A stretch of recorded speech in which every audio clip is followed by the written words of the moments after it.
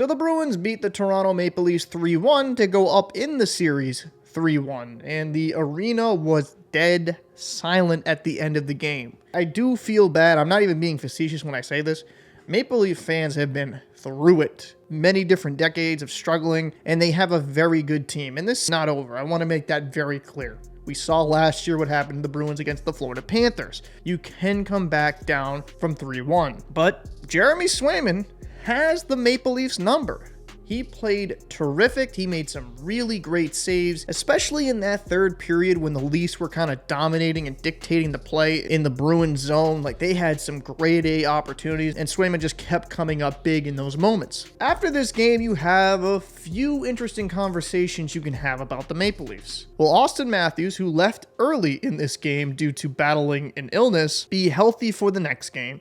And will William Nylander keep improving and look better in his second game back? Those players are going to be extremely important if the Maple Leafs do want to make a great comeback. And another conversation regarding the Leafs is going to be the goaltending. Are you going to go to Joseph Woll? They pulled Samsonov, where I didn't think he played horrific. The first goal from JVR, that was just great stick handling to bury that 5-hole. They go up 1-0. Then on the second period, Brad Marchand on the power play, one-timer. Again, not a goal I'm going to be like, wow, that's horrible to let in. And then the Marchand to Pastrnak goal. Those are dangerous scoring areas, and I'm not going to blame Samsonov for letting those in. Most goalies would. Go into the third period, you make the goaltending change, and Joseph Woll looked good. I spoke very highly of Joseph Woll. I've watched him from Boston College. I think he can be a very good starter in this league.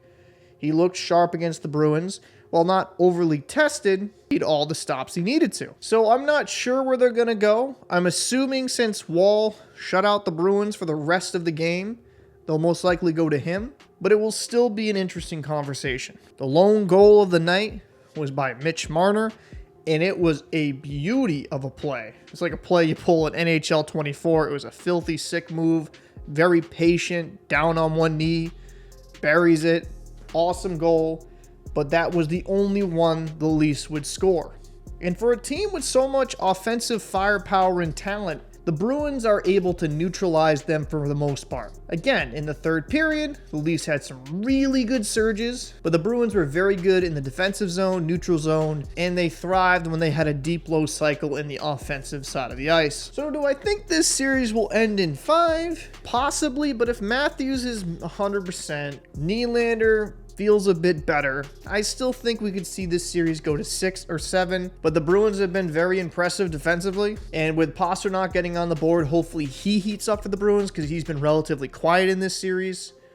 And again, Jeremy Swayman has just been an absolute monster in net, kind of putting to bed the questions around whether you stick with the rotation or you just stick with Swayman. I think at this point, it's a silly question to even ask. But I'd like to know your thoughts down below in the comments section. Who impressed you the most in this game?